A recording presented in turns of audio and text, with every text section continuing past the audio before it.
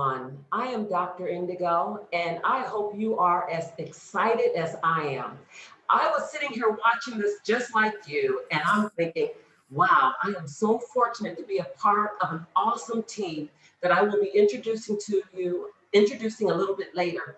For now, if I'm correct, I believe we are going to do a quick poll just to get a feel for where you are coming from.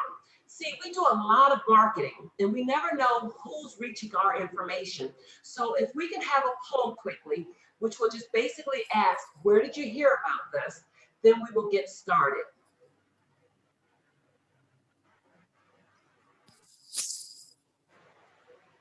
So it asks, please select one or more options that applies. Was it social media like Facebook, LinkedIn, and so forth?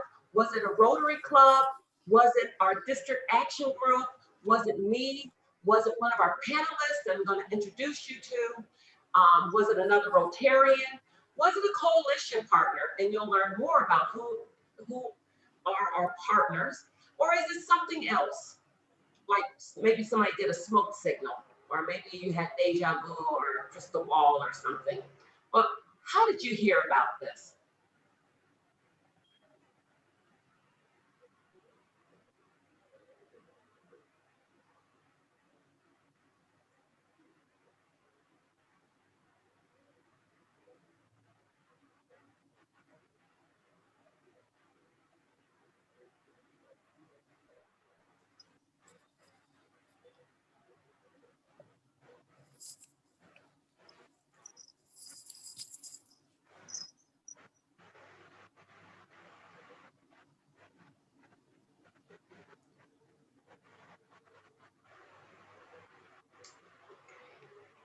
At some point, I hope that we can find out or do a formal, actual survey to find out what is the other and really hone in how we can better market and reach more people. Okay, so tonight is our second third Thursday talk on mental health. It's called Minimizing Confusion. Is knowing who to call for help as cloudy as who you should be speaking to. Are we going to keep the poll going? How long are we going to do the poll, guys?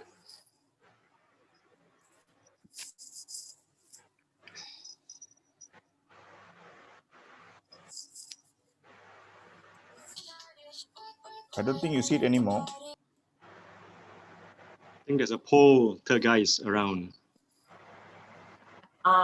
Can someone take it down, or do you need me to take it down? I think you can.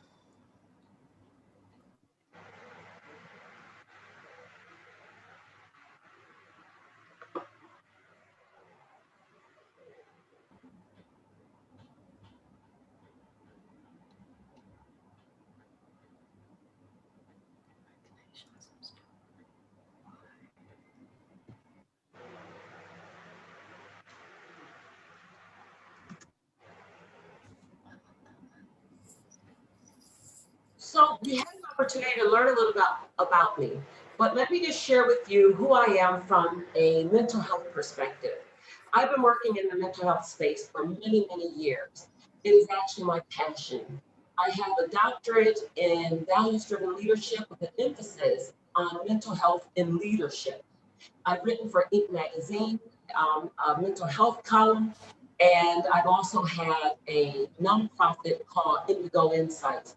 So what we're doing tonight is what I would consider my life's work. And you're going to hear from four exceptional professionals who work in the mental health space, who's going to help you understand more about our industry and how it impacts you and how you can leverage these relationships even better. You are going to hear from one of our leaders. Her name is Sadie, and she's an advisor of the Mental Health Initiative. I'm going to give you an opportunity to read a little bit about her, and then she is going to speak with you.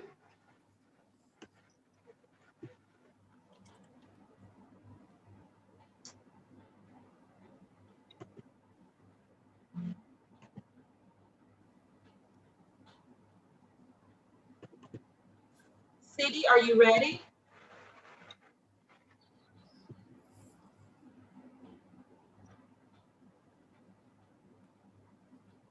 Is she with us?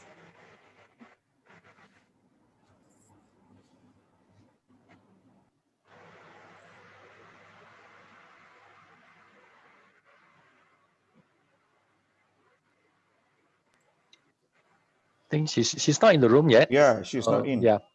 So probably you just you come back to this section later. Okay. Yeah. Thanks.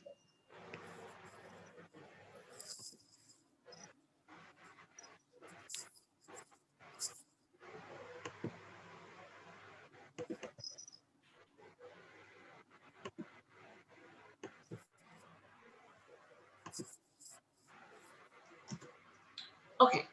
So tonight is about mental health and examining practitioners. There are numerous options to consider when experience mental health challenges. And right now, I would like to pose one more question, another poll, where I would like to know, did you join us for our last show? Because that would help me to understand how much should I share with you. If we have a lot of people who are new, I may have to emphasize a little more. So can we have the next poll? So in December, the poll was about mental health. So how many of you were with us on our first Third Thursday talks?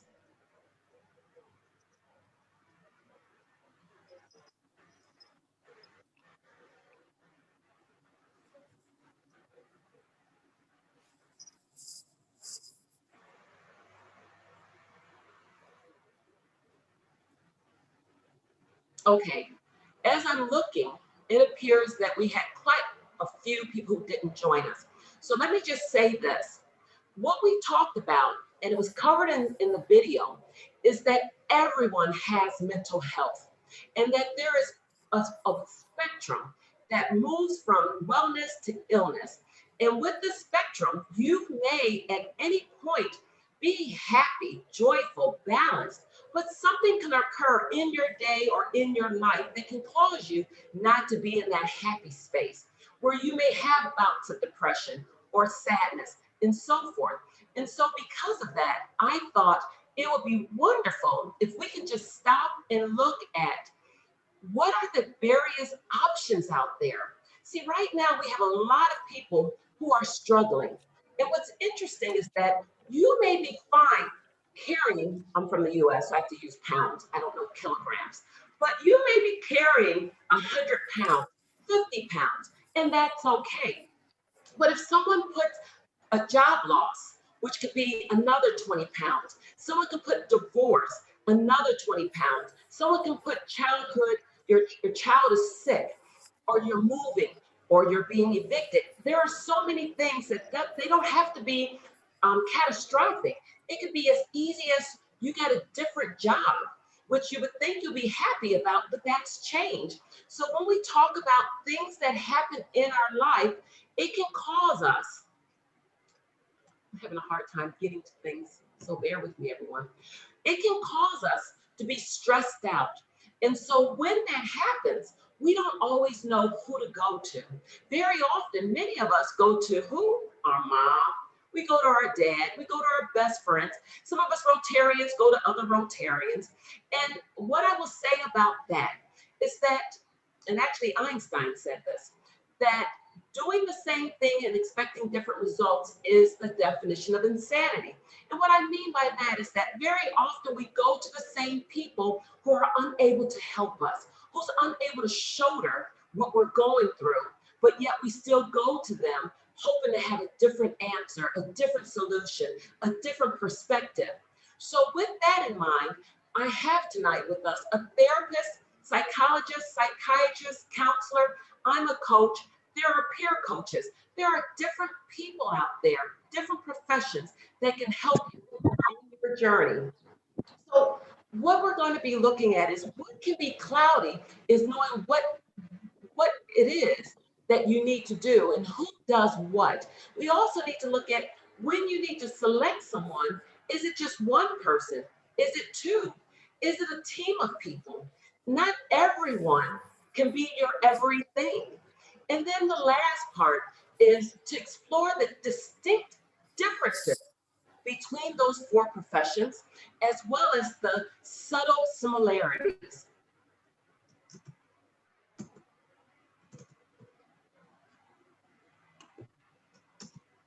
So the first person I want to introduce to you is, unless I need to go back and pick up City. Dr. Dixon, is she in the house? Not yet, not yet. Okay, so maybe what we'll do is take a break a little bit later and then go back to talking about Rotary, who we are, and so forth, so it won't be too disruptive, okay? So the first person I'd like to introduce you to is Citra. And Citra, I want to give you an opportunity to read a little bit about her, but let me tell you what I know about her. I've met her through LinkedIn. Now, we may have ran into each other in other ways, but it's not until I saw her on LinkedIn when she gained a new position at the Mind faculty, and everyone was applauding her and thanking her. And I would just watch some of the things that she was saying, and I was like, I need this sister on Thursday, because I feel like she's going to bring to you a depth of knowledge about being a therapist that you're not going to get anywhere else. See, I want you guys to understand that these people aren't just laying around. We had to actually go and get these professionals who can spend time talking to us about their profession, but more importantly, how they can make a difference in your life, whether it's with them or someone like them. So Citra, please introduce yourself your way. Thank you, Dr. Indigo, for the kind introduction. And thank you, Rotary, for having me here. This is like a dream come true, actually, for many mental health professionals. And I should actually thank Dr. Bindi for stepping up and coming up with this mental health initiative. We have been trying to do that for many years, and it has never happened. For the first time, I think I'm so happy to be with all those professionals and doing something about mental health in Malaysia. So a little bit about me. I was trained in applied behavior analysis for, I think, about 5 years with supervision. And then I came out of it and I founded a company called Little Triangle Services. We were a pioneer company to do inclusion and advocate for placements in school for children with developmental disorder. I felt alone. Of course, I had Dr. Elvin sometimes with me to advocate for it. That's how I met Dr. Elvin, actually, and few other professionals. And having that company taught me a lot, actually, because I was alone. I had to advocate, I had to enlighten people, I had to educate people all by myself, and also empower a lot of people. So I think I appeared in a lot of media for, autism or just, advocating for mental health. And I think the best outcome was finally was heard by YB Henayo, and she called the police to actually contact me, and I was involved in writing the SOP for autism. So that's about me.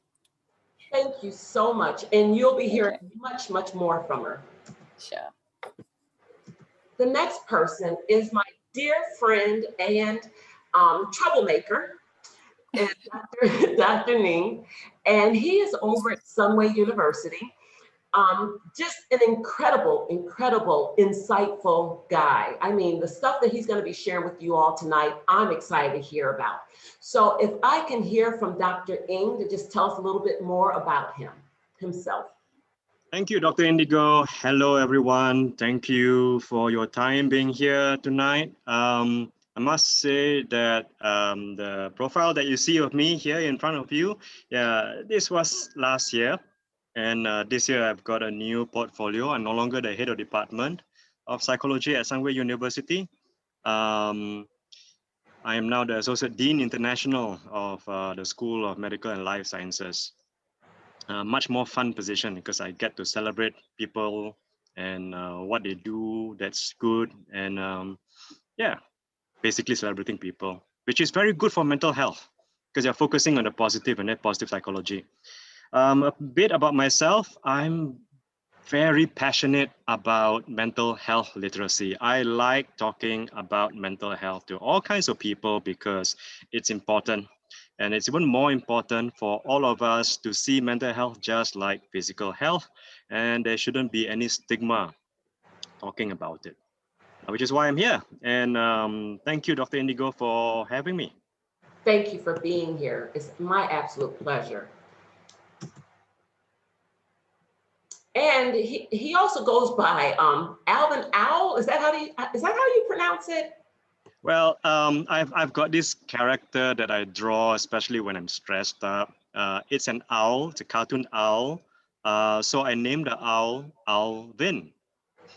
Yes. Yeah, you can look for me on Facebook. Some of the owls for what do you call that? It's not just for friends, but it's general, so you can view it. Otherwise, things are private. Yeah. Cool. Next, I have Azam. Some of you may actually recognize her. In a little bit, she'll talk a little bit more about her, but here is her profile. And I think what I would like to say is that when she and I first met, we were on the phone as if we knew each other since childhood. And I said, girl, this is what we need. When we get on the Thursday, let's just talk like we're talking now. The woman is just phenomenal. And I think you're going to enjoy hearing some of the things that she has to say about mental health and her practice. Azai, I turn it over to you. Hi, everybody. Yes, we were just like old girlfriends, weren't we? Yeah, I was, if you can read quickly what's on there, I was a TV presenter way back when and in another life. Retired from that, I guess, and retrained as a counselor here in Malaysia. And yes, I'm a registered and licensed counselor in Malaysia, as well as in the UK. I'm under the BACP, the British Association for Counsellors in Psychotherapy. And so one of the reasons why I went into counseling, other than my mother's also a counselor, that also helped. I saw a lot of things in my media career that related to relationships, that related to how people were talking to each other, getting upset and all those kind of things.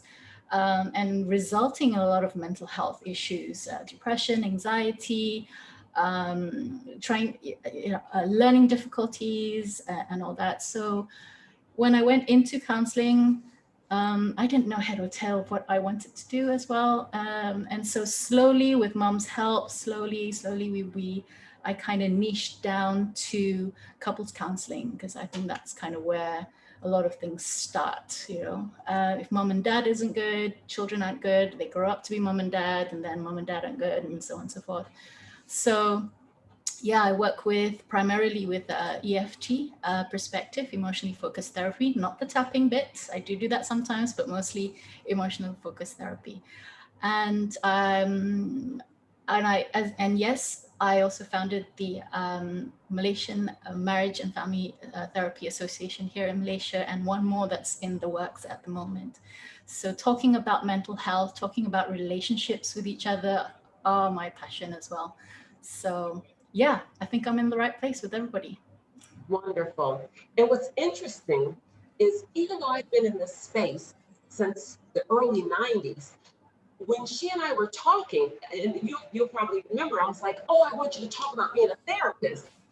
And she was like, yeah, nah, I'm a counselor. And I was like, but you got therapy in your name. So it'll be interesting, because if I can think she's a therapist with a psychology background, I'm sure a lot of people are just as confused. What is the difference? Okay. And to be honest, I was confused in the beginning. So let's find out, okay? And if we don't solve it tonight, we'll be confused together. We're good. We start the conversation though. Now, we have this saying in the US, last but not least. And I actually don't like that saying, but now I understand it. because I want to introduce you to one of what I would consider, aside from him being just this gentle giant of a man in the psychiatry space, Dr. Kadir knows his stuff. I mean, he really knows his stuff. And I can sit with this brother for hours, which we have. Um, in his office, in his home, in Starbucks. And I know he's probably thinking, oh my God, this is Indigo calling again. If I get on the phone with her, I'll never get off. But he is such a giving brother in terms of his knowledge in this space that this would not be complete without him. So I'd like to introduce you to Dr. Kadir. And take it away, Dr. Kadir.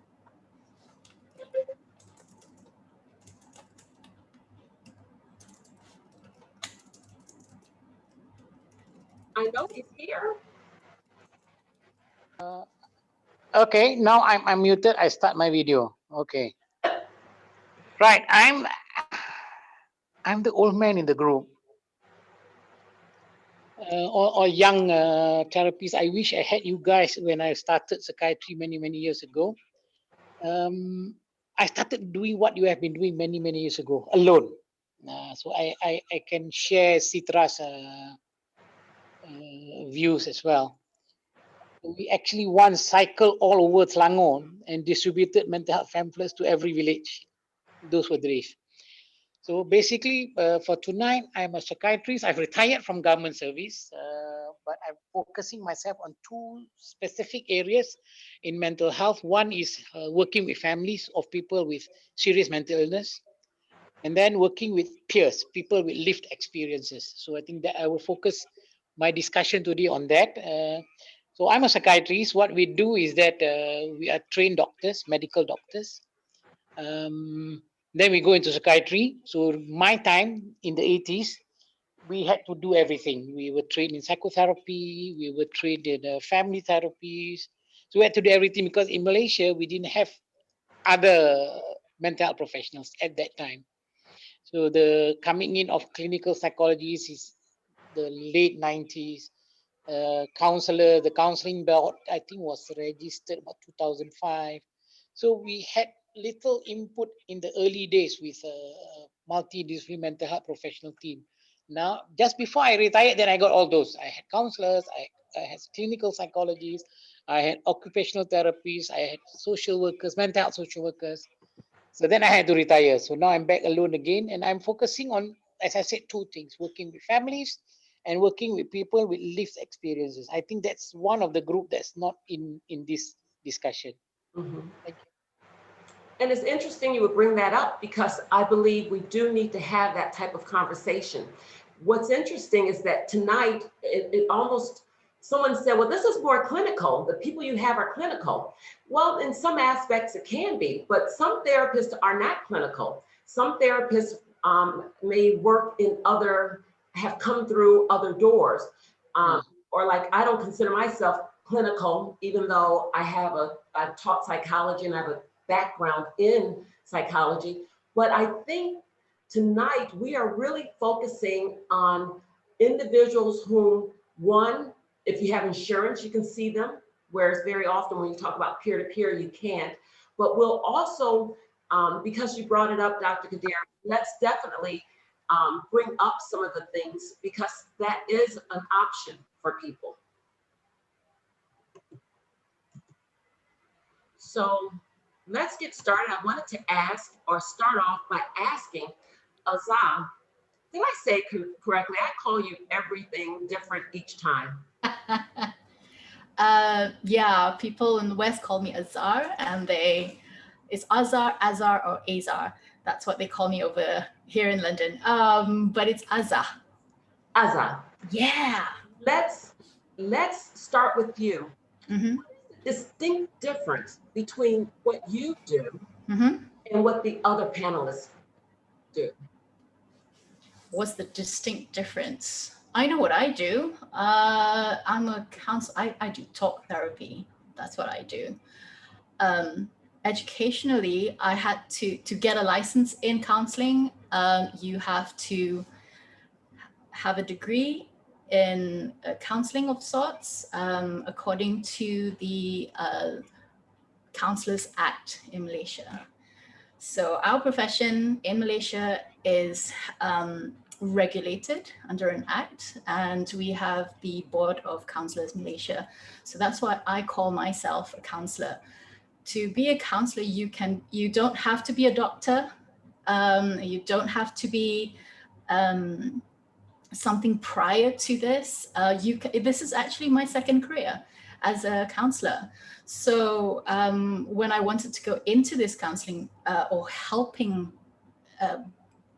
industry, I either wanted to be a coach or I wanted to be a psychiatrist, but then oh no, you know, I take 7 years to be a doctor first, and I'm already in my 30s, so that just didn't make sense. And so, yes, I couldn't do psychiatry, but it was so interesting how psychiatry works. And so, yeah, the route that I went through was counseling. And why I chose that, because I saw my mother brought me into counseling when I was 19. So I saw how counseling works. What the other people do, I am not sure.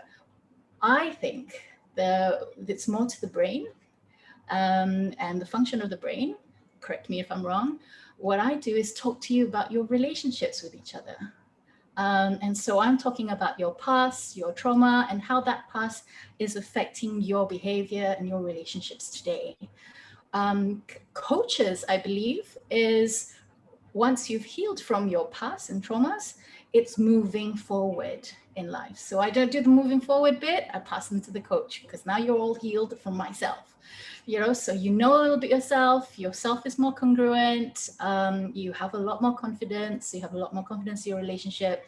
And so where do you go from here? So that's kind of where I think coaches come in to help out. So yeah, that's my little bit there. Okay, then let's ask Citra, because if we're talking about the helping relationship, and you're a counselor, she's a therapist. Citra, tell me about being a therapist. How do you fit into this whole mix? Unmute yourself, Citra. Mute yourself. Unmute. Okay. Can you hear me now? Okay. So I think anyone who did like a training or supervised training in a specific therapy method could be called a therapist. Even a psychiatrist, a psychologist, and a counselor are called a therapist, psychotherapist, or anything like that.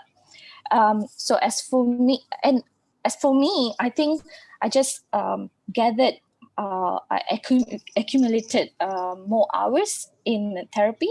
It was supervised, and yeah, it was 5 years to become a therapist. But in Malaysia, there is no body or any laws to say you can't call yourself therapist or you can call yourself therapist. Like what Azhar just said, in counseling, we do have a body, but for any other things, we do not have a specific body. So for me, I think anybody can be called, like you can be an occupational therapist, you can be a speech therapist and stuff like that. So for behavior therapists, what I do is when someone comes in, a client comes in, like Azhar passes me a client, yeah, she has done all the counseling and things like that, but I would work on a specific skill that they need to develop to actually, cope with that that situation. Okay, and some of them, you would be surprised, they actually maybe have like autism even in their 40s or something. They never knew they had it, and that's why their communication skills are like off. They can't be in a relationship. But what do I do then? So what do I do is actually teach them, literally spell it out to them, like how do you actually communicate. It could be visuals, it could be verbal, it could be showing them, role playing with them, it could be, having videos to show them how do you communicate.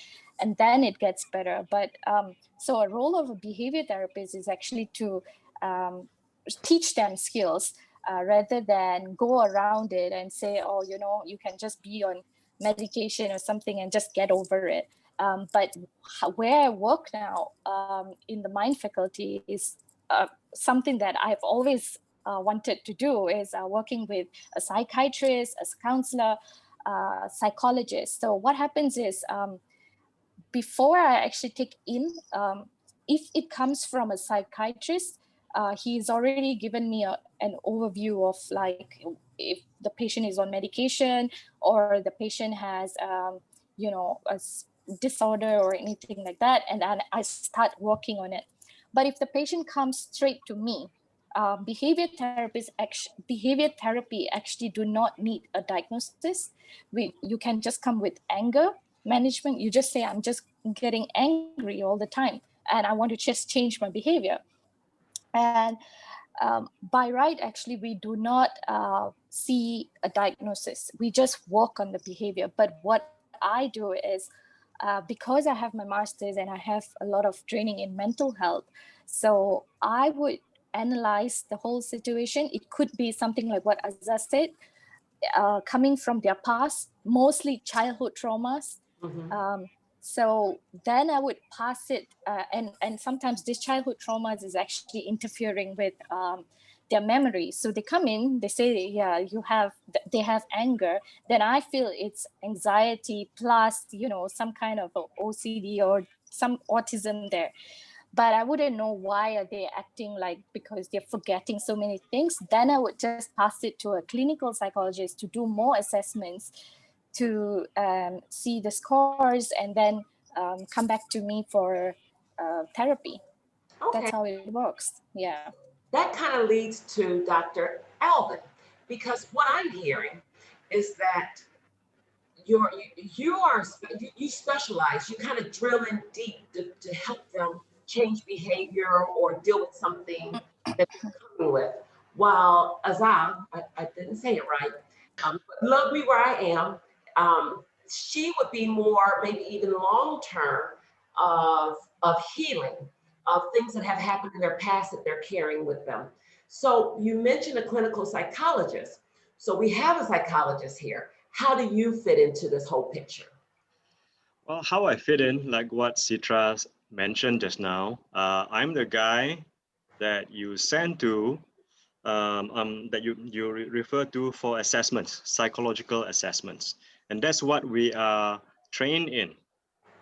In terms of mental health training, our main niche, our skills are psychological assessments.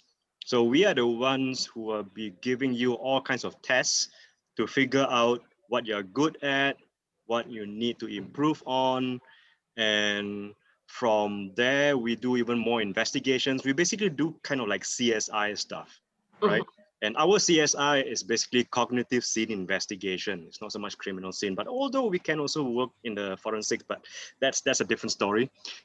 So yes, we are the ones who assess, and from our assessments, we come up with a list of recommendations of what can be done by all sorts of people: psychiatrists, counselors, behavior therapists, occupational therapists, speech therapists, all other kinds of therapists, maybe even, I don't know, beauty therapists, massage therapists, you know, they work too. Yeah. They work well for anxieties. Yeah. Oh, yeah. Oh, yeah. yeah. We hear If you have got anxiety, go for a massage if you're not too ticklish. It works much quicker than meditation, which may tend to give you even more stress, you know. Empty your mind, empty your mind, empty your mind. No, it doesn't happen. So yeah, technically we are the technicians. We are the ones that whip you into shape in a way. We are pretty much like kind of like behavior therapists as well. We're not as nice and fluffy as people like Azza. You know, counselors are very nice, fluffy people. Yeah, we're Exactly. fluffy, fuzzy dot people. But what the other flip side of that is when people come to me, I have a counseling psychology degree, and I've also got I just passed my master's in psychology. Congratulations. And so thank you. So now I'm able to identify symptoms of whatever's in the DSM. You know, I'm able to look at the DSM is the Bible for kind of what's happening in your head. So, but that's just a suspicion for me. I can't assess, and I can't do all those things that Alvin and Citra can do. So when I say this, when I see symptoms and I'm guessing, I'll probably call them both, and I'm like, hey, maybe, I don't know, do you want to, can I refer to you, please? And so I will refer to them. I don't, as counselors, we don't have that skill that psychologist has. So I can identify, but I'm not sure. So that's when I refer. Okay, so with that, I like to bring in Dr. Kadir because he doesn't do guesswork.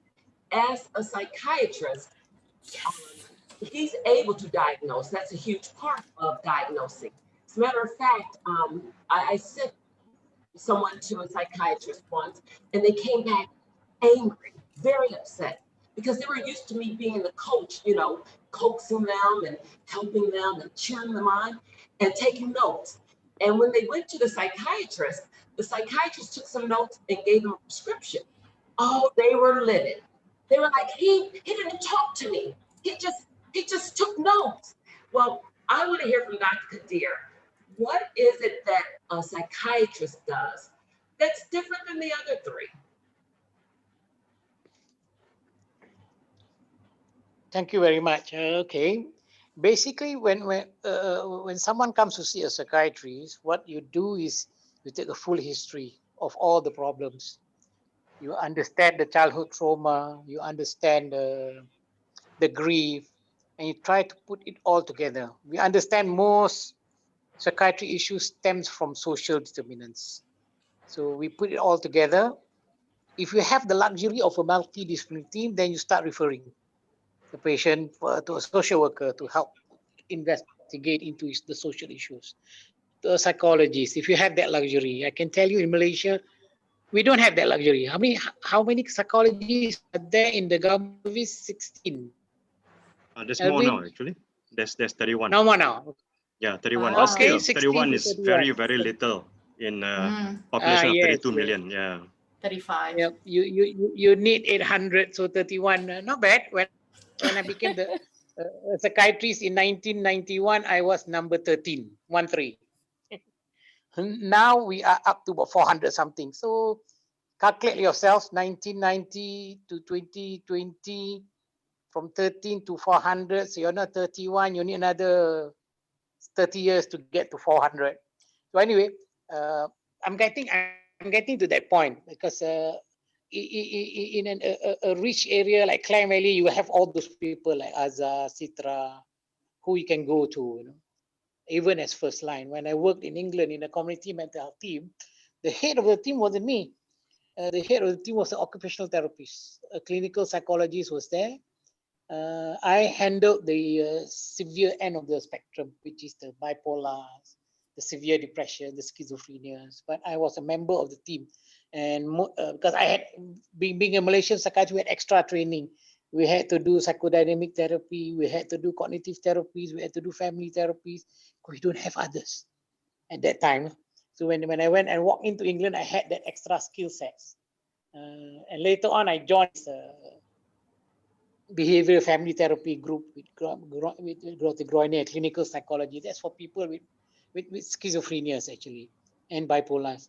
So that's what we do. We see people who have mental health issues. We try to understand it in a holistic manner. Sometimes they need medication. Sometimes they need talking. Sometimes they just need to talk. Like say, for example, most of the time I see now in private practice are those with grief issues. Okay, and I give them 3 basic messages. It's normal. It's time constraint. You need to write with the time. If you can't do like Elvin says, meditate or do some religious practices, then you need some medication for a few days. So that's what the psychiatrist do. So basically what the rest does, the psychiatrist does that first. I have to correct Azhar, the DSM is not my Bible. Wow. Okay, it is not. ICD. Is it CD? ICD-10? ICD, we are trained. Okay. differently. Okay. Those are just symptoms checklists.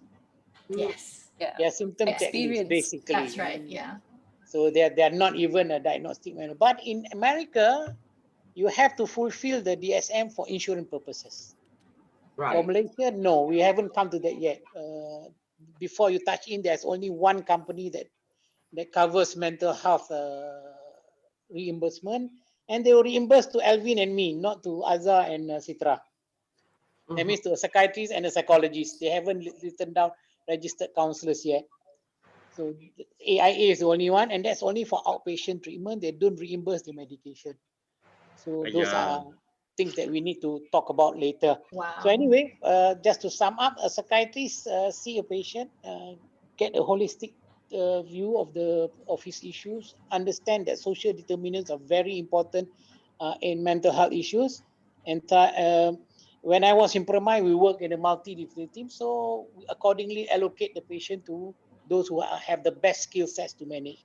Unfortunately, in a government setting at that time, even now, the skill sets are not held by many. For example, family therapy training, there's only a handful who can do this. Cognitive therapies, a lot of psychiatrists are able to do this now. Uh, Dialectic behavior therapies, I've trained quite a number of people.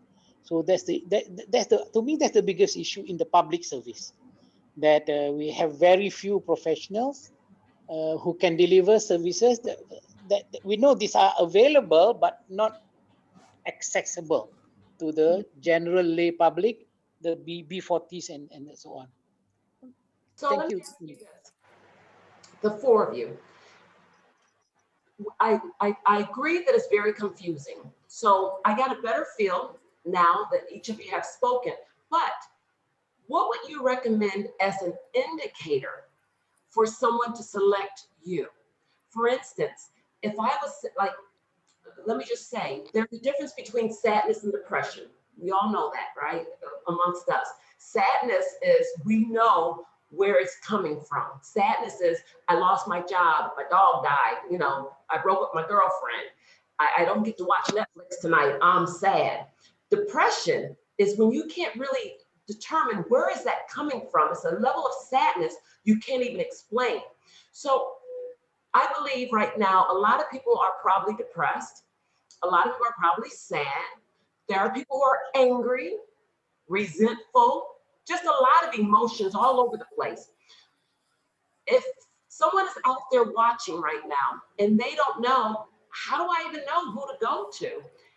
What would you say to them? And I'll start with Dr. Kadir. How would someone know to come to you? What would be an indicator? Okay. When I was in the public hospital, I say don't come because my workload is overwhelming above my head. In the private side, if you can pay, you can come and see me. I'm quite well known. But what I would say is that care is first self-care. You start at that first, self-care. So if you're feeling sad, self-care first. So it's about coping skills, finding your circle of support, and getting good sleep, exercise, good diet, knowing methods of relaxation. That's self-care that you need. And there is a cutoff in the DSM, Azhar, it's 2 weeks. If you can't care for yourself after 2 weeks and you're still non-productive, you're working, you go to work and come back there, that's fine. You may feel, you may use the word depressed, but you don't have what I would look for, melancholia, the quality of depression that doesn't lift up. So that's number one. Okay, number two, as I said, if you are able to pay for it, then that you can see anybody. Actually, you can talk to Azhar, you can talk to Citra, you can talk to Elvin, you can even talk to me. Although I'll get bored because I've done this for 40 years.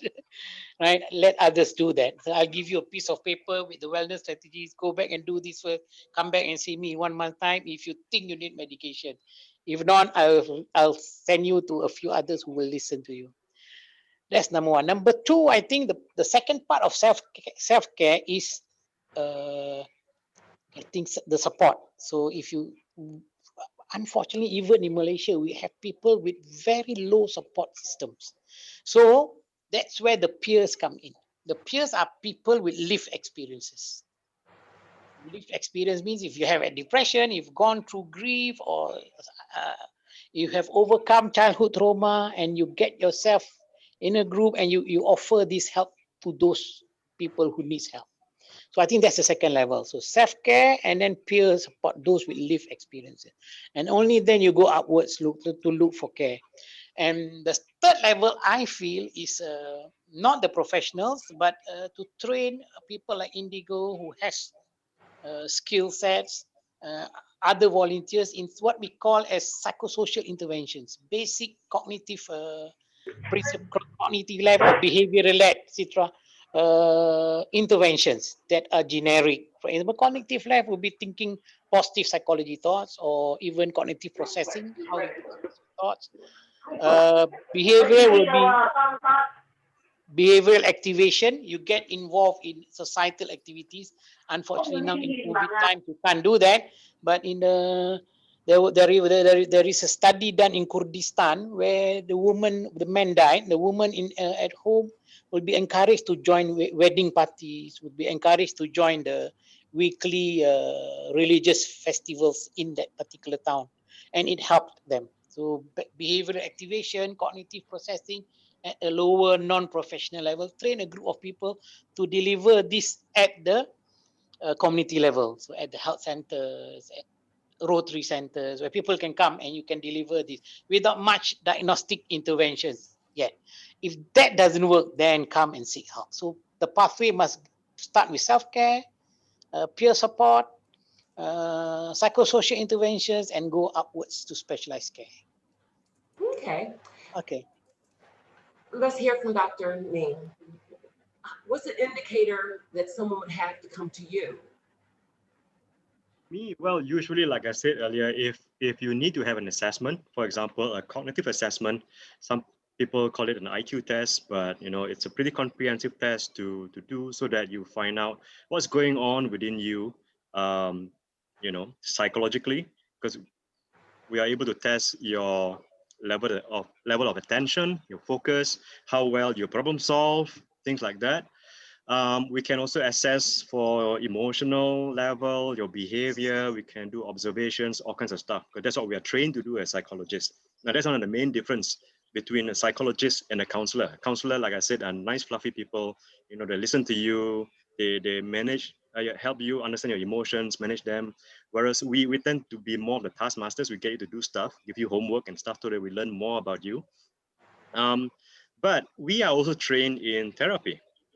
We can also be called therapists. I mean, somebody just private message me and ask me, what's the difference? I said, well, coming soon. So, I'm also trained in counseling. I'm able to do psychotherapy. I'm able to do cognitive behavior therapy. Just like what Dr. Kade was talking about, we are all trained in certain kinds of clinical competencies where we are able to help. So back to your question, Dr. Indigo, if anyone has any kind of, for example, concerns about depression or anxiety, actually they can see any one of us. But it just depends on how much money you are willing to spend on. Like what Dr. Kade said, if you want to come to private, we are super expensive. When you come into private and you need medication, that's even more expensive. Now, speaking of medication, the difference between a clinical psychologist and a psychiatrist, a clinical psychologist like myself, we don't do drugs. Neither does counselors. And neither do the counselors. Yeah, we don't do drugs or vitamins. We don't do vitamins. I hope you don't do drugs. You should be prescribing medication. Oh, there you go. Okay.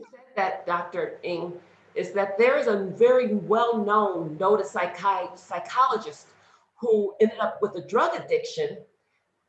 And people would say, how did he not know? He's a psychologist, but he's not a psychiatrist. He didn't know the types of drugs he was being given, that they were so addictive. But that's a whole other story. But I think very often people think that if you work in this space, you know all the different nuances, and they are slightly different. So I think I like what you said, that sometimes it's about the money. If you have the insurance, you can see Dr. Kadir, whereas you may not be able to see someone else. let me ask, how would someone get to you though, Alvin? Like for Mhm. instance, would Citra refer someone or Azad, or would a school Right. counselor? How, how, Okay. how would someone be in front of you? Yeah, firstly, I must say that I'm no longer practicing, so don't come see me if you've got problems. I'll just refer you on. I'm more of a call center these days. But let's say you're thinking about a clinical psychologist. How would anyone get to see a clinical psychologist? You can go directly. If you are looking for a clinical psychologist in the government sector, you need to get a referral, Mm. usually from the psychiatrist or from the medical officer, but usually the medical officer will refer to the psychiatrist first for a psychiatric assessment, and where there's a need for psychological follow-up,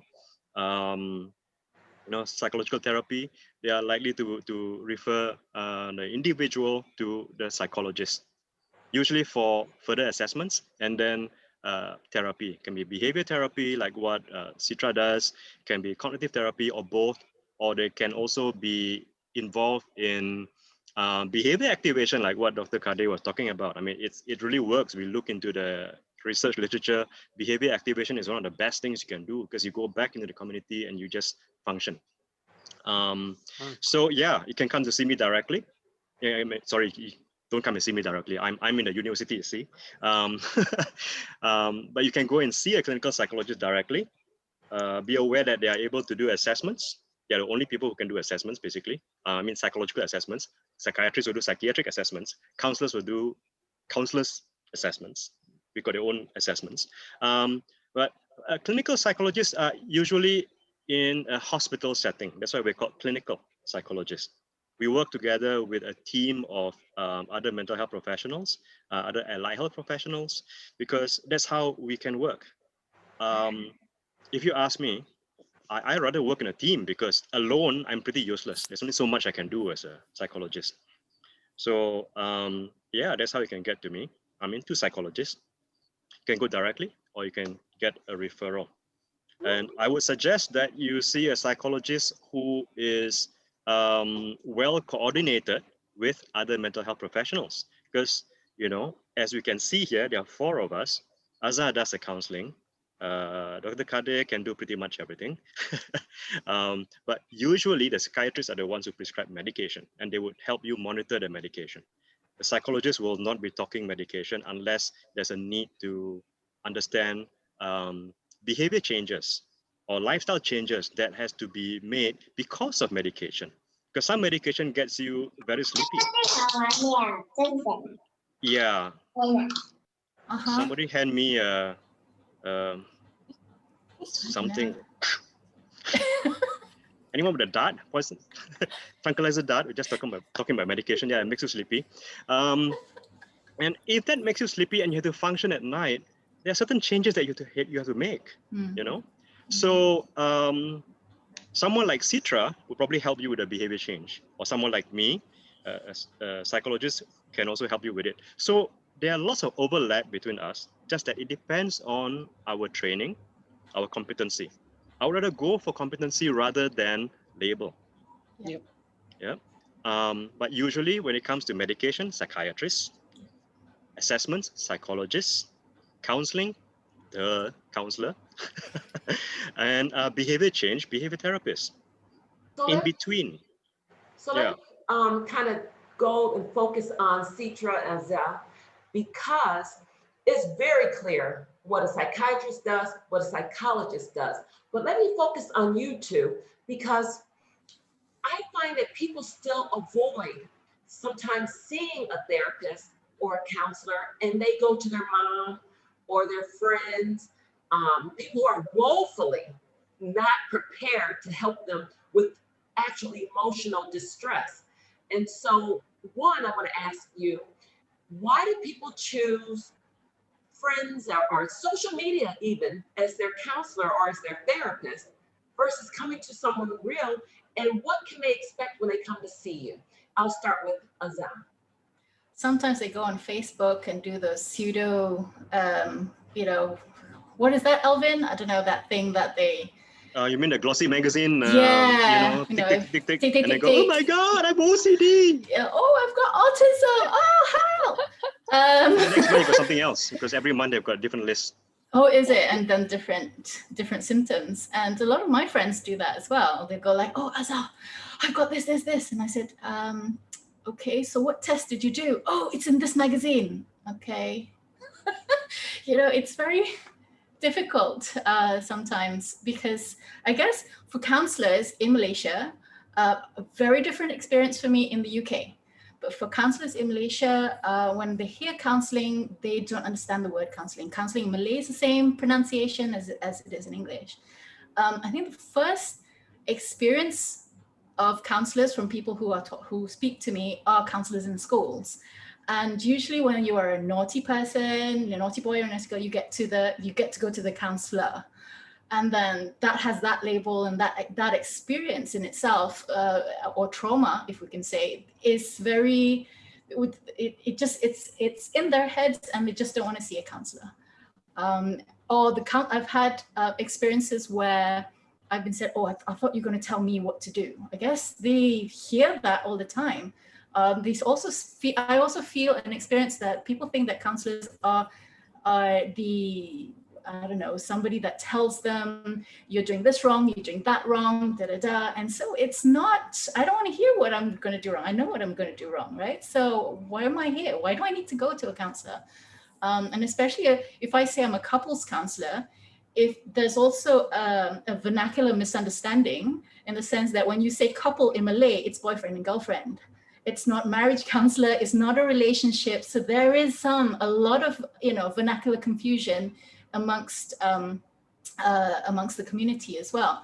So I have to advocate. I've been on TV, I've been on the radio, I've been on all these things just to clear all this up. And it's hard, isn't it, Citra? Yep. Yes. Okay, so am I on the same question? Yes. So, yeah. Yep. Okay, I think for me, people are just not, you see, we go to a hospital since young. When I was a child, I would have gone to see a doctor and stuff like that. But growing up, I never saw any mental health professional. So I think long before, it has already been like, okay, someone who goes there, they are psychotic, they are crazy, stuff like that. So we try to avoid saying that we are going to a psychologist or a psychiatrist. So it's not normalized yet, I feel like, so yeah, I think probably as I already said so many things. I think that's it. I think I also feel like sometimes, and I thought this was over, but it isn't, because I still experience this with people. Like, if you say that you have, I don't know, I'm just going to pick out something, ADHD or depression, or if I sit next to you and breathe the same air, I will catch it too. So, sort of thing. And there's so many misunderstandings, so many, all these, old wives' tale that just needs to be broken, and really normalize what mental health is all about. We're talking about the brain here. We need to look after the brain. We need to look after our bodies, and we need to look after our relationships. That's what all of us do. And we're here to help. And probably it's not physical. We don't see it physically. So Absolutely. It's harder to actually notice that you're actually having anxiety or you have something, So it's harder to notice people around you or even yourself. So you learn how to cope with it and not saying things that, you might be experiencing. So yeah, but I do have a lot of teenagers coming to me and saying that their friends were the first one to tell them they are, caught themselves harming in the toilet and stuff like that, and then they told them to come and see a therapist. So when they come to me, basically, when I call their parents and stuff like that, you'll be surprised. Sometimes the parents are actually depressed. And this is when I send to a psychiatrist and I say, you need to manage the parents and I'll manage the child, and we work in a team, and yeah, we update each other and say what's happening. Are the parents cooperating with all the therapy, and the child is getting better and stuff like that. So I think that was one of the best outcomes that I've actually worked in a team. So if I walked alone, I wouldn't have access to a psychiatrist. I wouldn't have access to a clinical psychologist. Clinical psychologist, it's always about finance. People do not have enough, money to go and see a clinical psychologist to Yes, do yes, all the assessments. we are very expensive So creatures. Um, yeah, so probably they would just see a psychiatrist. And just like Dr. Kadir, I work with Dr. Stephen and Prof. Philip. They have been like in this industry for very long, and I think they've been trained for like almost everything. So these people, they know when to refer the case to me, or I would know when to refer to them, and they can just tell me each diagnosis. A person has OCD, anxiety, pica, eating disorders, whatever. They can just tell me what is it. So but sometimes I still, if the parents have enough money, I'll just say go to a clinical psychologist, let me get this approved, and and then see which area I need to work on, because there's so many areas. IQ, or probably their IQ can be high, their functioning, their verbal functioning, everything is like a 19-year-old teenager, but emotionally and whatever not, they are functioning as a 9-year-old child. So then it becomes an issue as well. Okay. The parents think they're actually grown-ups, they can do everything because he's so smart, right? But they don't realize that he's still a 9-year-old kid functioning, and they need to speak in different ways. So then we have to teach the whole family, and sometimes it's not about teaching skills, but educating them, so then counselors or I can do it. Yeah. And so that's where the counselors come in. Sorry, can I just jump in? So that's kind of where the counselors come in support. Yeah. We do talk therapy. So you can talk your head off to me and I will listen. And I will break it all down and give you a different perspective or reframe it for you in support. Because sometimes when we speak to our peers and people who do not experience the same thing as your little family does, it's good to have a listening ear that understands. You feel supported. When you feel supported, you feel heard, you feel seen, you understand that this is a problem, you are better able to be part of the team, the family team, with the other team outside of you to help whoever that's in your unit. Okay. So there are some questions that I want to get to the questions. And so while I'm getting ready to look through some of the questions, I'm going to pose another poll that Citra actually touched upon, which is when she was younger, she never considered going to a professional because people would think, oh, what's wrong with you to go to a professional?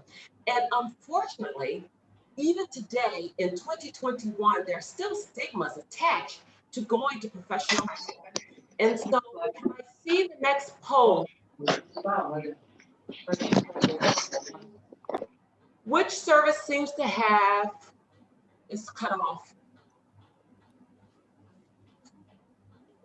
Mahan, can you help me out with the question? Yes. Okay. Which services? Yeah. Okay. Which services seem to have the least stigma attached? So please select one option that applies. Thank you. Thank you. So what service seems to have the least stigma?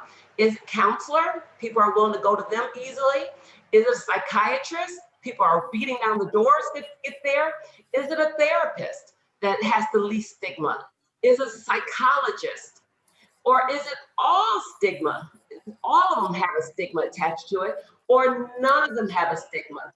Everything is hunky-dory. Everybody likes getting help. There's no more stigma. So while that is running, I'm going to take a couple of questions and put them together. Even though they can't see your beautiful faces, they'll hear your voice.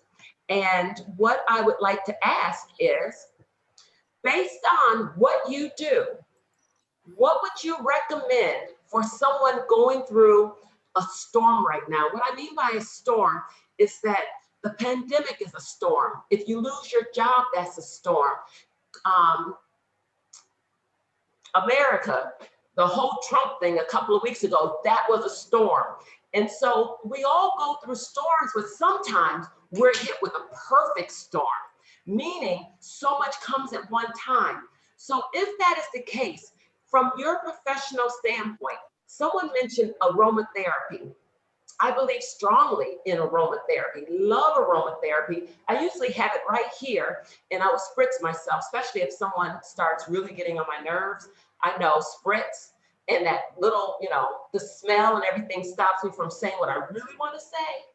But for you all, what do you recommend when people are going through a storm that we all seem to be going through? What do you recommend? Let me start with Azam. Did I say it? Yeah, as self-care. Self-care. What does that mean? What does that look like? Like what you did just now, aromatherapy could be one thing. Aromatherapy is not medication, by the way. It is a form of management of self. It's I do some aromatherapy sometimes as well. But whatever self-care that you can do for yourself, it could be a bath, it could be a shower, it could be speaking to people. Alvin has Alwyn, which is fabulous. I love him. Yeah, I write. I don't write online, thank goodness. I write in a very private book and just take out all my stuff in there. In through writing. So it's, first of all, it's just self-care. Find out what it is, and it could be by yourself or together with people that you're closest. I have some close girlfriends that I rant to, and then I go, but I warn them, I'm ranting now, and then they will just listen. And then I said, okay, rant over, who's for ice cream, sort of thing. So it's a lot of self-care, whatever that, if you don't know, find out. That's the first port of call, I think. Okay, Alvin.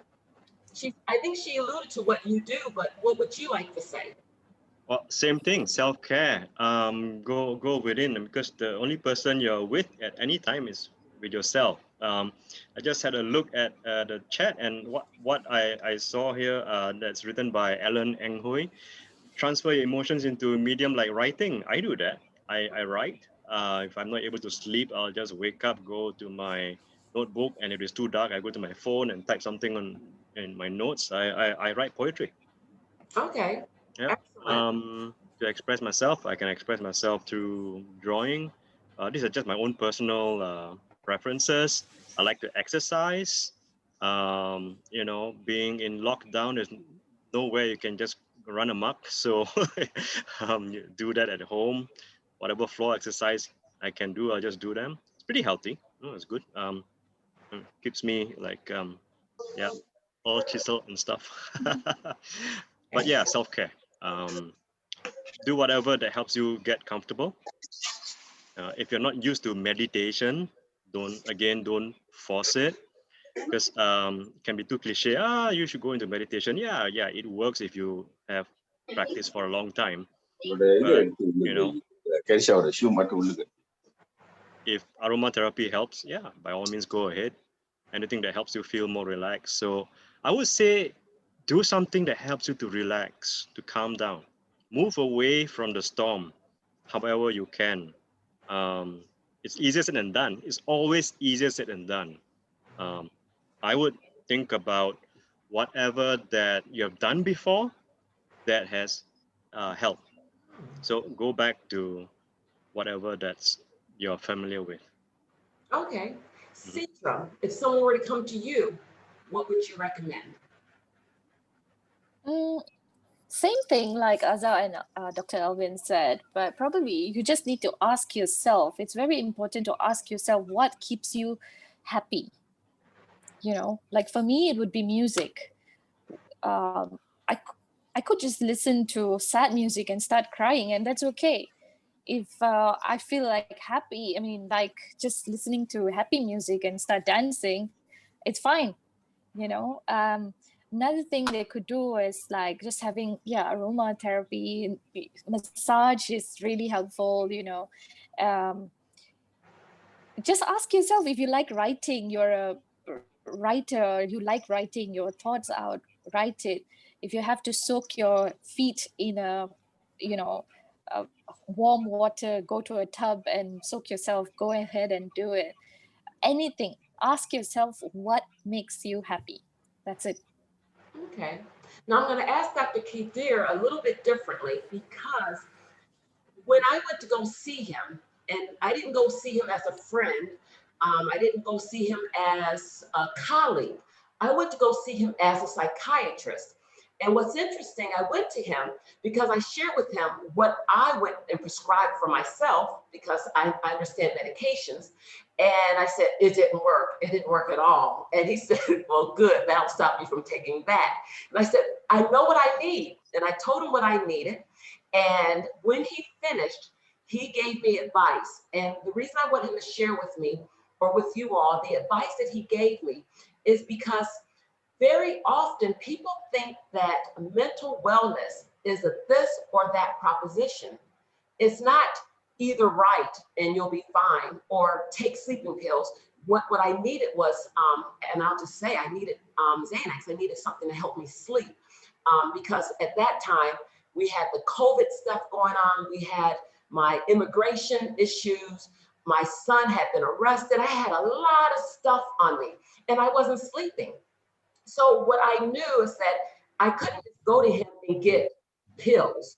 That it's not a this or that. So I think he's an excellent person to talk about what is a regimen? What do you recommend when someone comes to you? Because you don't just dispense drugs and say, see you next week. I don't. I read the chat. I think one of them, as mentioned, is recovery model.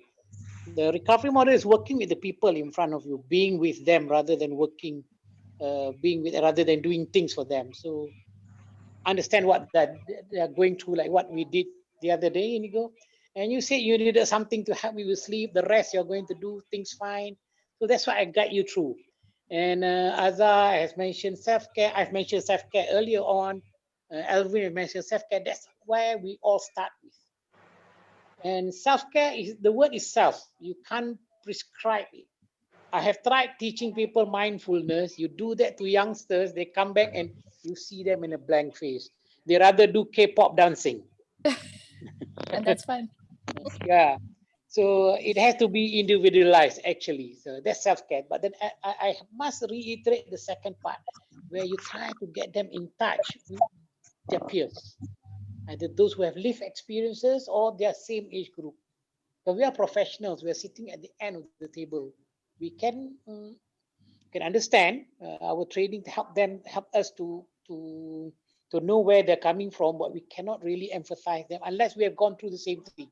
For grief, I can share my grief experiences with my clients who are having grief. But for hearing voices, I don't hear voices. For taking drugs, I've never taken drugs. Even for pain, I don't take Panadol. So I can't share that. So I can put them in touch with someone who does. So they have a different perspective. The third level is I'm talking about the people who can't afford services that they have to pay out of pocket.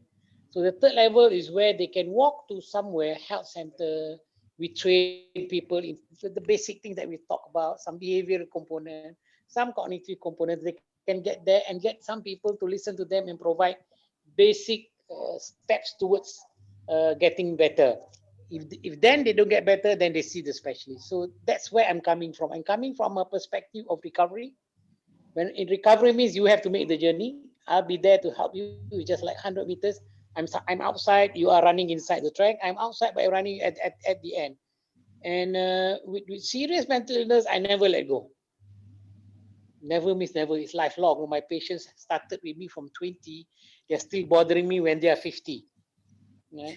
So it's lifelong. Serious mental illness, lifelong. For anxiety, I see episodes. It doesn't last too long, so I want you to be away from me after 2 years. I don't want to hear of you because you should get all those skills to make you well. Some depression, yes, it's episodic. They get limited times, and with skills that we teach, they should get well. Some type of depression, they do get recurrence. So even then, you give them the skills, like cognitive skills, behavior therapy skills. They should be able to live with their depression or overcome their depression with those skills. So you start them on a journey of recovery, understand that they are able to get well. This is apart from the serious illness. That's my perspective as someone who's uh, been involved in the community for very, very long time. So the Okay. perspective has changed, that we do things for you. That is the professionals, we provide team, we go to your house, send medication, send therapies. Now the concept is recovery. Okay, we do certain things together. Most of the things you do on your own. You will know what to do in the long run. Okay, so I want to finish off this thought, and Dr. Krishna, I will be with you as soon as I finish off this thought, okay? We had the poll up there that basically said all have a stigma. And the one that had the least after all was counselor. So how do we change that? For instance, because I work in this space, I have no problem saying I went to Dr. Kadir because I needed help. I was not sleeping. Now, what's interesting, let me say this. I believe we all believe in the mind, body, spirit connection, right? That if I'm not sleeping, that's a body. And if I'm not sleeping, that's going to affect my mind, which is going to affect my spirit, or vice versa. So we all have no qualms going to see people when we need help. But what can we say to the audience if there's such a stigma to go and see anyone? What do we do? Is there something we can say? Is it something that maybe the audience can say to their friends or their loved ones? What do you recommend, starting with Alvin? Yeah, great one. Let me ask all of you this. Would you add me as a friend on social media now that you have seen and heard me? What do you think? Yeah. Sure, why not? Would you unfriend me if I told you that I went to see a psychiatrist and that I'm on medication and I have to go for further therapy with a psychologist, although I'm a psychologist myself? Would you unfriend me? Guess what? I've gone to see the psychologist as a client, as a patient. Why? Because I was burnt out at work. What does it say about going to see a psychologist? So the stigma is definitely going to be there. It's still there, but what we can all do is keep on talking about mental health and what we can do about improving mental health and what we can do about any kind of symptoms that may point to a mental illness. So I'm a psychologist. I go see a psychologist. Why? Because I know they are properly trained. They are professionals, and that the methods that they use have been shown again and again in research that are useful. Well, at least 70% of the time, but that's pretty good. Even drugs are not like 100%. So we know. And why can't I treat myself? Well, have you seen a dentist drilling their own teeth? So I would say when it comes to addressing stigma, keep on talking about it. And I would use that personal thing. It's like, would you still be friends with me? And, oh, of course I'll be friends with you because you're a friend. Those other people, they're different. How different can they be? And we also need to understand that mental illness has a face, and that face looks just like you and me. We don't know. We can just be kind. But I would really want to push for more understanding about the difference between mental health and mental illness. It's not just about emotions, it's about our brain chemicals. You know, it's not just about doing one thing and you'll be okay, because there are a lot of things that we are not in control of. There's the biological side, the psychological side, which also comes from your own personal history. There's a social side that Dr. Kadir talked about earlier also, which is complete. And we also need to look into our research, information that comes from research, and they're all very useful. One thing I've learned is when it comes to mental health, one of the single most important factor to mental health is not your physical health. It's not even your wealth. So don't worry about money. But money does bring happiness only if you know how to spend it correctly. And it's your social health. We have learned from longitudinal research. This is from Harvard. 50 over years, they found that the single most important factor that contributes to your quality of life is your social health, your meaningful social relationships. So reach out, connect. No matter how disconnected we are because of the COVID thing, keep on connecting. It's very, very important. And this is why, again, behavior activation is so useful, because you're among people, you're among your own society, your community. Very important. So in order for the community to also accept you, we need to keep on talking about mental health. So I'm happy that there are so many of you here. Let's demystify mental health topics. There's a question also about hypnotherapy. All these are pretty, it's like mysterious kind of stuff. Let's go into it. But it's not that mysterious. It's just about how we relate to one another. Part of it is improving our relationships, not just between each other, but with yourself. I'm glad you said that it's about talking about it. Just recently, I was at a pub and they were just talking about it. No one knew that I had a mental health background. And a gentleman turned to me as a friend, thought I would, jump on his bandwagon and said, Indigo, don't you think that someone that has mental problems probably wasn't raised right? I know, right? Like, no, I don't think that. So at any rate, yes, we got to talk about it. And when we hear people say things that are inappropriate or incorrect, we got to call them on it. We got to say something. I'm going to take the Citra.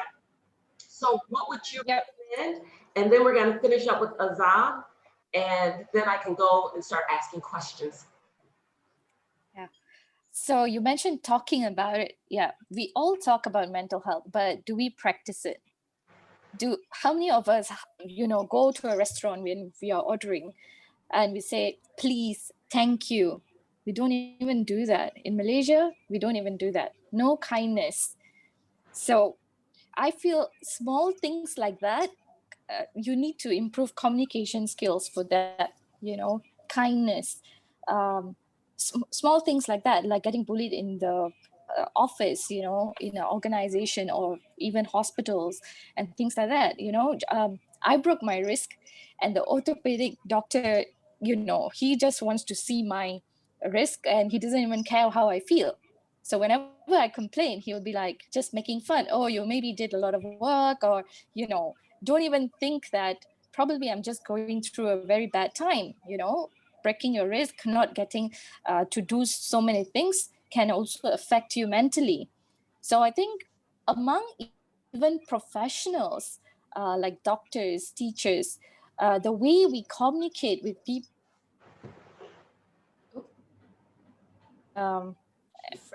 we need to improve that part. Okay. Yep, that's it. Azad, want to end this part with you, and then I'm going to go to Dr. Krishna to open up questions. Okay. Or questions. Yeah, I kind of spaced out. So what was the question again? Because everyone pretty much has a stigma associated with going to them, and you were the one that was the least out of all. What would you recommend to the audience of how to minimize that so that they can feel comfortable and courageous to go and get help? I think courageous to come get help from mental health professionals is to be brave for yourself. Put self first. It's okay to put self first. It is not selfish. It is self-care. It is loving self. It is making yourself congruent so you can have a better life, so you can be functional in your relationships. So as a counselor, a part of our training too is to be counseled. In our training itself, we have a whole year of having counseling for ourselves every day. We needed to be the client first before we counsel other people. And I have continued that for the last 3 years. I had my counseling session yesterday, not because, like Alvin, not because, I'm just looking after myself and my self-care. And so, yeah, putting yourself first is fine. Being brave to quit is fine. We're all there to help you. And sometimes around you, you might not have that support, but just putting that foot forward. We are here to help you. With that, I want to go to Dr. Krishnan, and I'll probably have time for one other question. With us having 4 people, that's a lot of information. So we have things that we have to try to get out. So I don't want to run over your time. I want to respect your time. So Dr. Krishna, what is your question?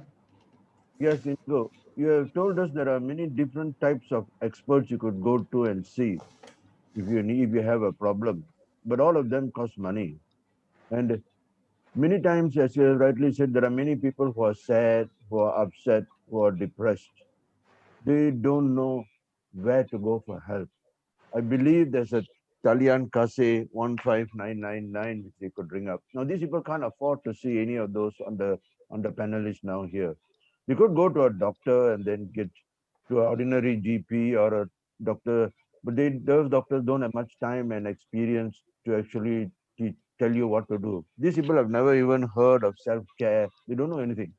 So when you're depressed and upset, if there's a number like 15999 who can help you or maybe direct you to somebody whom you can afford to see, that number 15999 should be made known to everybody in Malaysia, just like you know that if you meet with an accident, you call 999.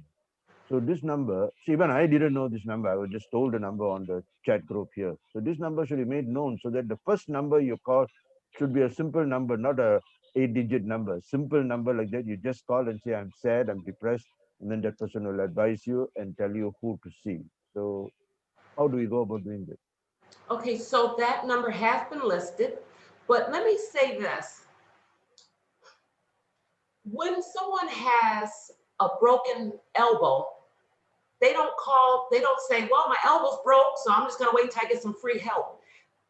We have to legitimately see mental health as a profession, that there are doctors, there are counselors, there are therapists, there are psychologists that work in this, that are available. And just like a cardiologist,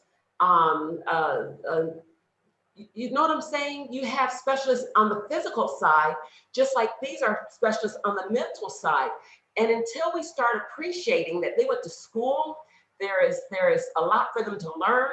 They have earned their degrees in this, that they are professionals that are available, just like there is free clinics, then there are paid clinics. Any thoughts from the panelists? Yes. Yeah, I thought that was a very good point that Dr. Krishnan brought up. You see, the thing is, there are not enough of us in the panel. We can talk about mental health professionals, we don't have enough. And because of how people view professionals, there is also this sense of disempowerment. It's like only the professionals can do something, which I think is a shame, because if we only wait for the professionals to do something, firstly, the stigma remains, right? And secondly, not enough people get help. And yes, we are expensive. One of the reasons why I went back to university is because I was just too expensive. I felt really bad that people couldn't see me, couldn't pay me. And I wanted to do something about that. And part of what I wanted to do and what I'm doing now is to educate as many people as possible. So one of the things that we can do as a community is to get savvy, get skilled in providing mental health and psychosocial support. Firstly, before you can do that, you need to get better mental health literacy, which is what you guys are doing here, to learn more about what mental health is about, what mental health professionals do, and for ourselves to be skilled with basic level of competencies in providing help, providing support, mental health and psychosocial support to another person. And this is something that can be done. If you look at the World Health Organization, they've got manuals to teach you how you can do that, because these manuals have been used in refugee camps. There are huge, 100 over 1,000 people who at least, 20% of them have got some mental health issues.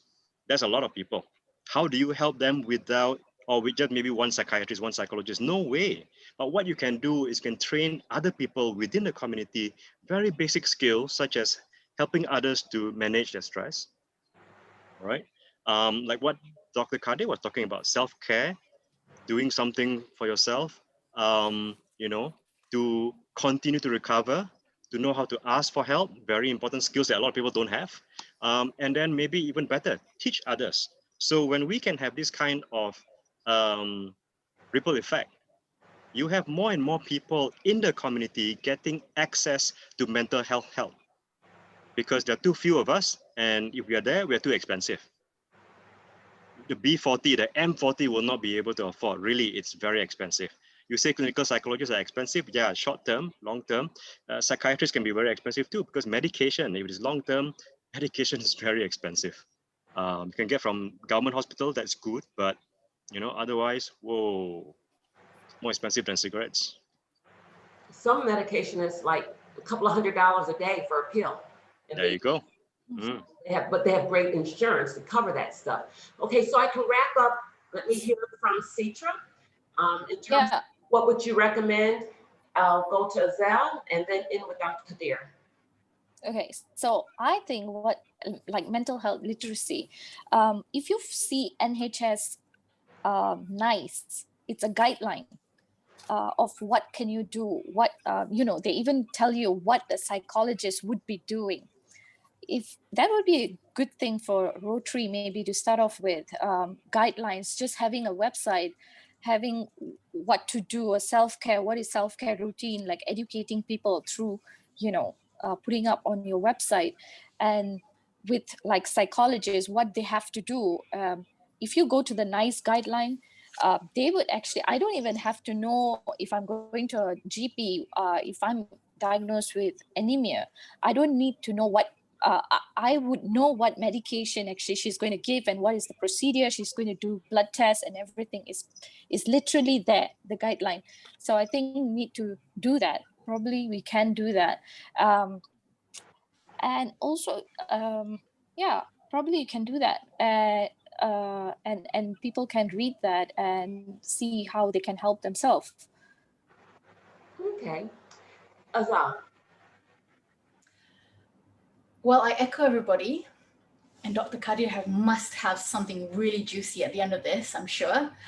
Somebody just said, KT, and she took the words right, typed the words right out of my mouth, which was, what was that, KT? Mental health first aid. Is that right, KT? Yes, mental health first aid training. To train people to recognize certain things and to call them out and to be a support for friends.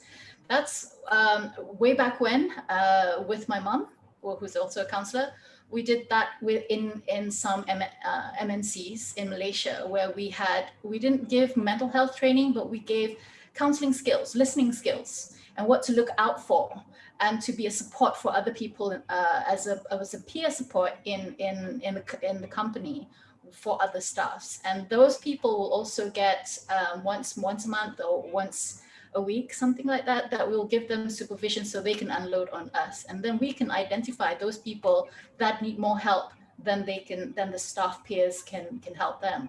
So yes, again, back to educating self, not only for yourself, but for others as well, for others, people in your family, your friends. I believe also, and listening skills. I think the art of listening is so, people think that listening is just something that's not, that's easy to do.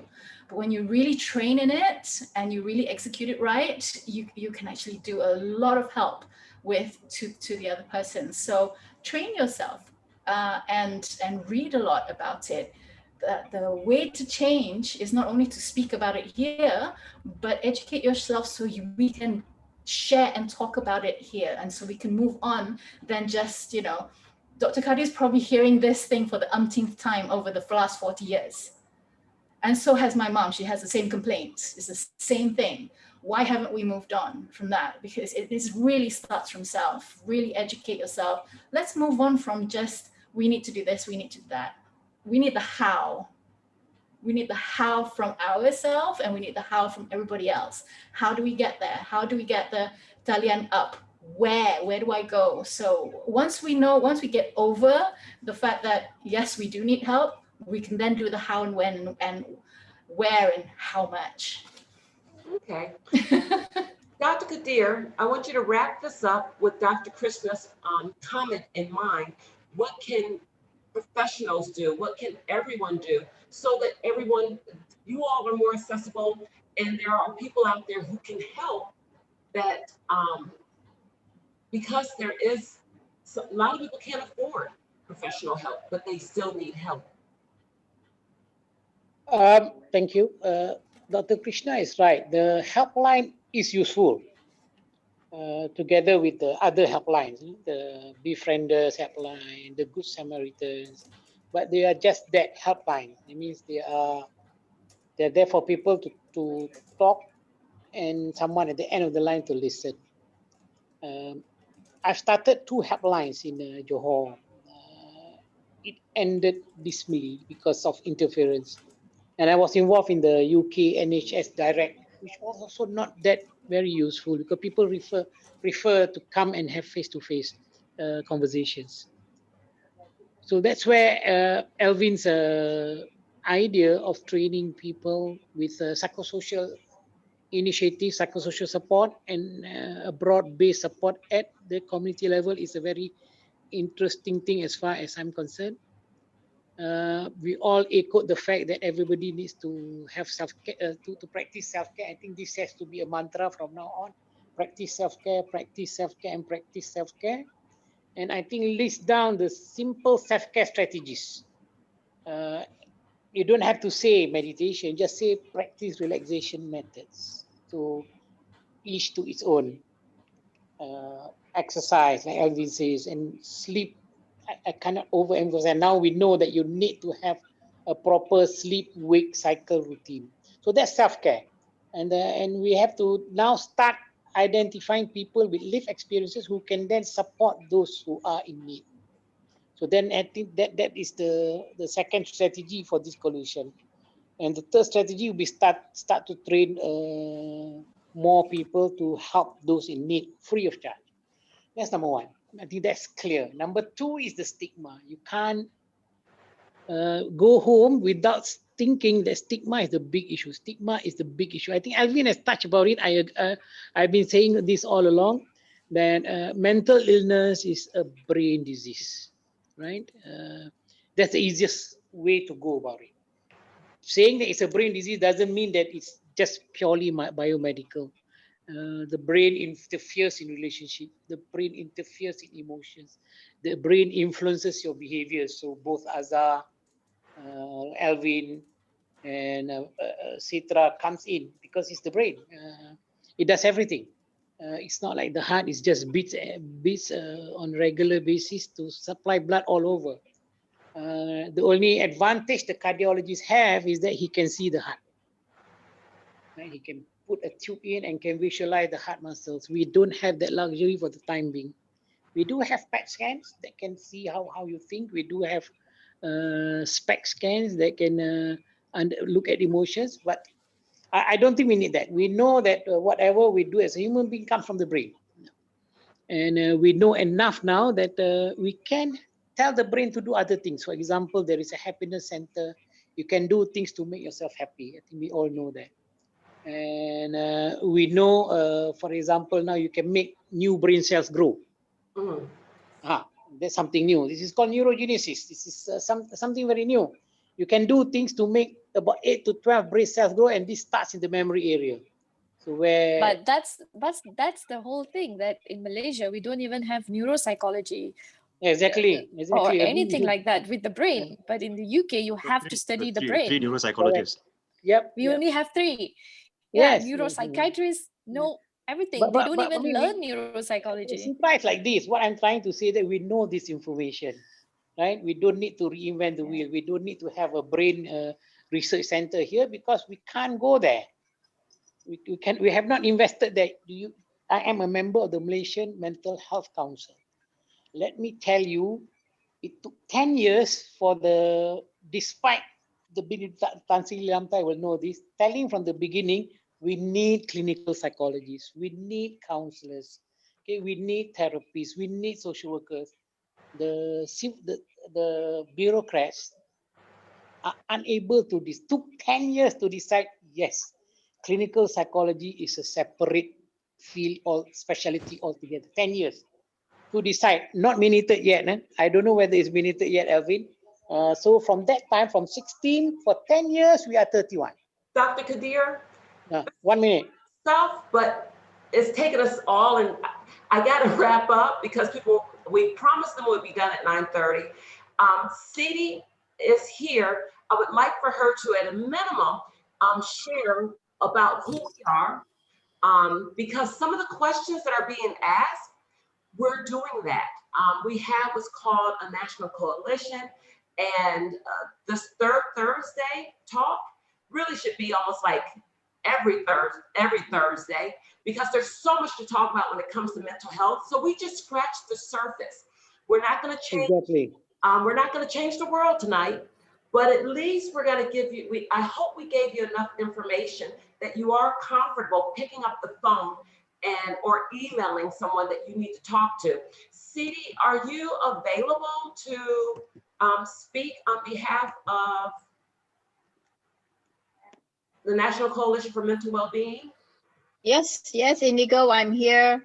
Well, great session, Dr. Indigo. Hello, everyone. I'm Siti Subaida from Rotary. And, as you have just seen or heard, we've got 4 professionals there, all of different background, counselors, psychiatrists, therapists, how do we put all of them together? I mean, you've just heard Dr. Kadir saying that it took them 10 years for, just to approve a particular profession. So the Rotary District Action Group on Mental Health Initiatives, which Rotary, our district, started in August, we actually decided to bring together all the professionals under one roof. And we call the National Coalition for Mental Wellbeing. That's the organization. And the key objective is just very simple, to bring them together and address all the issues that you have heard today. Some of these challenges that we face as a nation.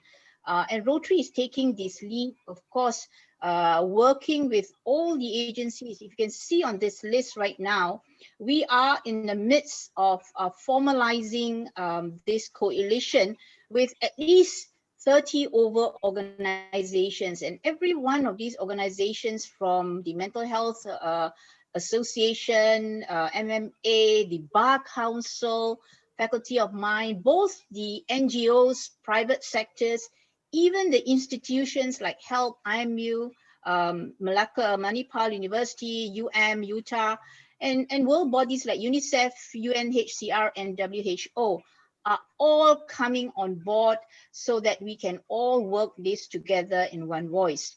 Next slide, please. So in order to put this together, and we have sort of come up with certain strategies of the things that we need to address.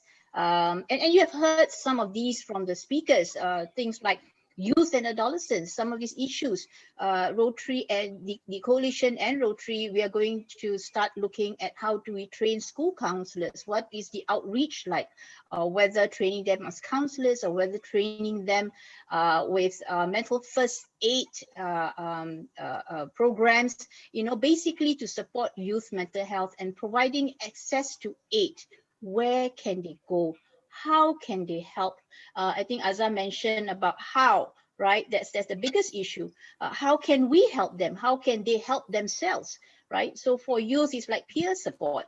So these are some of the things that we would like to look into in reaching out to our youth and adolescents. Psychosocial support. I think this word has been mentioned so much in this session today. We want to perhaps reach out to the frontliners, the community health workers, providing the non-therapeutic intervention support. And again, mental health literacy. You've heard all these things in this session today. And this is where the coalition is hoping that we could address some of these issues. Stigma and discrimination, I think that's the biggest issue we have right now. And Dr. Kadir did touch on it. And I think he's also very, very passionate in this area. But how do we address it? How do we reduce the stigma discrimination in the various community settings, whether it's school, bullying in school, whether it's in terms of even reaching out to counselors is a discrimination, it's a stigma, right? So how do we move from there? Workplace, that's another issue which I think with COVID-19 right now, this issue is really escalating.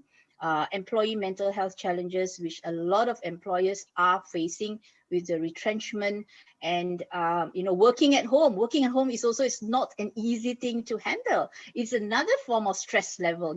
You'll be surprised the kind of stress employees go through working at home, right? The output must be the same, but then they are in a totally different environment. Decriminalization. I think most of you have heard about the stigma of mental health issues, suicides, right? How are they being criminalized? So we will be looking into this, and I think this is something that we be looking at more as a legislation matter and bringing it up to the right authorities. And we have the Bar Council, the legal aid, all in our committee to be able to help us in these areas. Task shifting, and I actually learned this from Dr. Kadir in our last session. Dr. Kadir, again, how do we actually empower non-physical healthcare people like us, recruit volunteers who can just be the listeners? How do we care for ourselves? How do we care for the next person beside us? These are just people who could provide those community-based care and support. As rightly said by all our speakers, we do not have enough professional counselors in this country. We have so many areas of psychosocial sectors which we are not into it. But how can the people, the general public, the community come together and provide this support? And that's the role of this national coalition. We would like to bring together all the various agencies, Rotary, other NGOs who share the same passion, and how we can work together and move together. And even this issue about Talian Kasih, Rotary is going to work with Talian Kasih, but both as providing, promoting the line, at the same time through the support, our coalition members, to provide the back end support to Talian Kasih or the Ministry of Women and Family. And talking about ministry, the coalition is also engaging with the various ministries, Ministry of Health, Ministry of Education, Ministry of Higher Education, Women and Family, Multimedia, and we are putting all this into an exercise where we can work with these various national agencies, government agencies. So you will hear from our action group very often. A lot is being done by the action group. And I think the coalition itself, we are in the process of working towards formalizing it. And in months to come, I'm sure the coalition members will be very, very active. So that's all. Over to you, Indigo. If it's anything, I'm sure you will be able to send us a chat or send us more information. And basically, this is what we're looking at as far as our mission, vision, and what value we run for. Thank you very much, and have a safe day, safe week. We are all going lockdown from tomorrow onwards until February, and that's another stress, being at home, not being able to work. Thank you so much. Thank you. And as she shared with you, this is our mission, our vision, and the values. And I'd be remiss if I didn't share with you the power, the leadership behind this initiative. And these are the people who you may recognize, for those of you who are Rotarians. And this is the committee that brings you our third Thursday, and committee members as well in DAG, MHI. And I want to thank each of the presenters for being a part of this. I showed you their information. Please get in touch with them if you really believe that you need support in some way or another. You're also welcome to contact me. Here is a picture of the power behind all of this. So you may see some of these people on the chat or in the room right now. And we are going to close unless there is something else that I'm forgetting. Dr. Dixon, remind me. But otherwise, we are having a hard close. But we let's keep some airtime for Dr. Raj, the chairman of this mental health initiative, to thank the speaker. Okay, thank you. Hello. Hi. Raj from Rotary Malaysia. I must say this has been a very fruitful session. Our 4 speakers have done a really marvelous job by speaking of their profession, what they do, sharing their ideas. I think they have given us a good insight on where to turn to when we do have a problem. The District Action Group, this is the Rotary part. We are initiating the National Coalition for Mental Wellbeing, as described by Siti. This is going to attempt to address all the shortcomings in this country. We want to work with all of you, the speakers. I think majority of the speakers are members of the National Coalition. So on behalf of the District Action Group, as well as the National Coalition, I'd like to thank each and every one of the 4 speakers from the very bottom of my heart. Thank you for being with us. I know this is a valuable time that you have spent with us. Like just now, I think Dr. Indigo had mentioned the American way, last but not least. Last but not least, I would like to thank our moderator, Dr. Indigo, for having done a marvelous job. The team that put this entire webinar together, headed by Dr. Dixon Lai, and this committee, thank you. Thank you for doing a marvelous job. And to the participants of this evening's webinar, thank you for inspiring us. When you attend, we want to do more. And please take home this message. The message, whatever knowledge that you have gained from this session, I think we've overshot a little bit, but please bear with us. Share it with your family and friends. You will never know who may benefit. So thank you very much. We look forward to your support. We are going to address as much as possible. Thank you very much. Thank you. And I believe there's a group photo. So Dr. Dixon, you want to explain it? Okay, so we're going to have a group photos. So what I want you all to do is please turn on your videos, your camera, so everybody can see you. And the team behind are getting ready their camera, and the camera is screenshot. Okay, so Rajiv, you're ready to get everybody together. So what I want you to do is, you can either put your 2 thumbs up or you put okay. If you like them, say okay. Right? If you love the session, put your 2 thumbs up. Right? If you prefer the longer session, give me a high five. So it all depends on you. So let's do it. 1, 2, 3. So I'm going to count to 10. Just hold on your smile. The team are taking a picture right now. 10, 9, 8, 7, 6, 5, 4, 3, 2, 1. Thank you very much. And I pass back to you, moderator, Dr. Indigo. So that ends it for this evening. Again, thank you each of my wonderful professional speakers or presenters.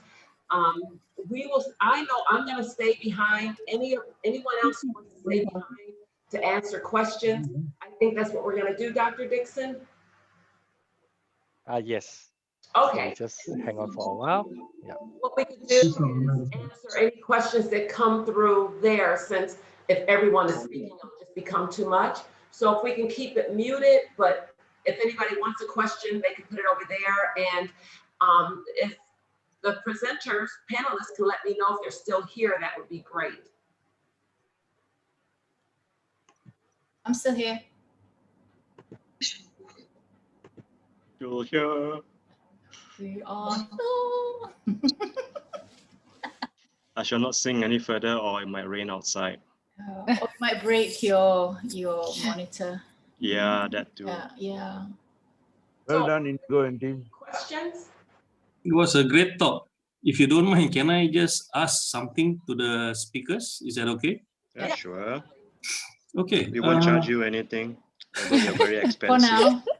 For now. Depending on Depends your on the question, question, right? Yeah. Okay, I'm pretty confused. I'm pretty confused over one single thing.